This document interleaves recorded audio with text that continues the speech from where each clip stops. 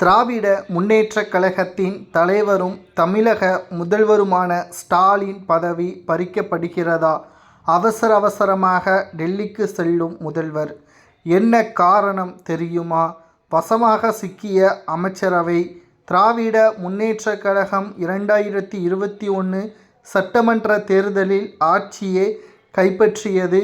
கடந்த 3 ஆண்டுகள் செந்தில் பாலாஜி மின்சாரம் மற்றும் மதுவிலக்கு ஆயத்தீர்வு அமைச்சராக பொறுப்பேற்றதில் இருந்து பல ஆயிரம் கோடி மதுபான கொள்முதலில் ஈடுபட்டுள்ளார். குறிப்பாக செந்தில் பாலாஜியின் பினாமியாக ஒருவர் செயல்பட்டுள்ளார். அவர் தனது தம்பியாகவே நினைத்துள்ளார். யார் அந்த தம்பி என்ற கேள்விதான் தற்பொழுது சமூக வலைதளங்களில் வைரலாக பரவி வருகிறது.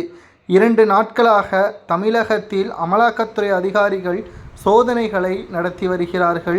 ஒருவர் தமிழக தலைமை டாஸ்மாக் மேலாண் இயக்குனர், மற்றொருவர் திரை தயாரிப்பாளர்.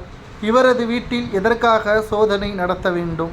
மேலும் இவருக்கும் செந்தில் பாலாஜிக்கும் என்ன தொடர்பு இருக்கிறது?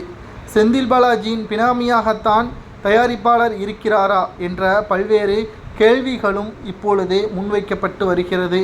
இதனால் அமலாக்கத்துறை அதிகாரிகள் விசாரணையை தீவிரப்படுத்தி சட்டசபை தேர்தல் நடத்துவதற்கு முன்பாகவே குற்றவாளிகள் அனைவரையும் கைது செய்வதற்கான ஏற்பாடுகளை செய்து வருகிறார்கள். தனது பதவியும் தனது அதிகாரங்களும் பறிபோகிவிடும் என்ற அச்சத்தின் காரணமாக டெல்லிக்கு செல்கிறாரா? மோடியுடன் சமாதான பேச்சுவார்த்தை நடத்த திட்டமிட்டுள்ளாரா? பாஜகவுடன் எந்த ஒரு கட்சி பேசினாலே அவர்கள் பாஜகவின் பி டீம் என்று கூறுகின்ற ஸ்டாலின் அவர்கள் கடந்த சில மாதங்களாகவே திமுகவின் செயல்பாடுகள் பாஜகவிற்கு பயந்து நடுவது போல்தான் இருக்கிறது. ஆனால் தமிழக மக்களிடம் மட்டும் வீராப்பாக பிஜேபியை எதிர்க்கக்கூடிய ஒரே கட்சி திமுக தான் என்று வீரவசனம் பேசிக்கொண்டு கடைசியில் ஊழல் செய்து மாட்டிக்கொண்ட பிறகு மோடி காலில் விழுவதுதான் வீரமா என்று பலரும் கேள்விகளை முன்வைத்து வருகிறார்கள்.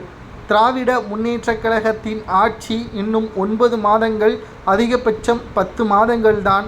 அதற்குள்ளாக திமுகவின் ஆட்சியோ அல்லது ஸ்டாலினின் பதவி பறிக்கப்பட்டாலோ 2026 சட்டமன்ற தேர்தலில் நிச்சயம் எதிர்க்கட்சி அந்தஸ்தை கூட பெற முடியாது.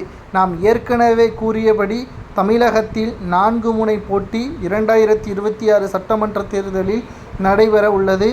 இந்த 4 முனை போட்டியில் இளைஞர்கள் அதிகளவில் இந்த முறை ஓட்டுக்களை செலுத்துவார்கள்.